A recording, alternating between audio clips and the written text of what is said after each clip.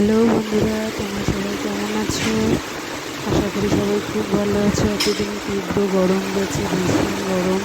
এখন দুদিন ধরে একটু স্বস্তি মিলছে। এই যে ঝড় বৃষ্টি শুরু হয়েছে, একটু ঠান্ডা ঠান্ডা ওয়েদার, এখন খুব ভালো লাগছে।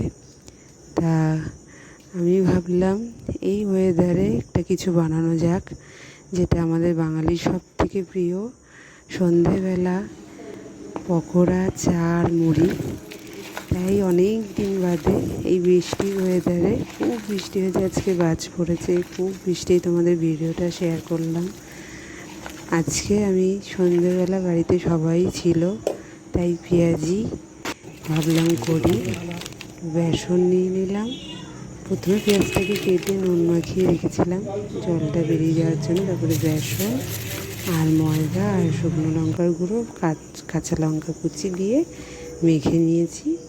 তারপরে এখন মচমচে পকোড়াটা ভাজবো। এর মধ্যে চালের গুঁড়ো দিলে আরও ভালো হতো, যাই হোক চালের গুঁড়োটা দেওয়া হয়নি। তাই পকোড়াগুলো সব ভেজে নিয়ে তারপরে আমি আবার আরেকটা পকোড়া ভাজবো। যেহেতু আমার শাশুড়ি পেঁয়াজি খায় না, সেই জন্য ভাবলাম একটু আলুর পকোড়া ভাজা যাক। তাই জন্য আলুগুলোকে একদম কুচি কুচি করে কেটে নিয়ে ওই একই পদ্ধতিতে সব কিছু করে মেখে নিয়ে আমি ছোটো ছোটো ছোটো ছোটো পকোড়া করে ভেজে নিয়েছি, একদম মচমচে করে। এই যে দেখো, আমি একদম ছোটো ছোটো করেছি। আমার পকোড়া রেডি হয়ে গেছে।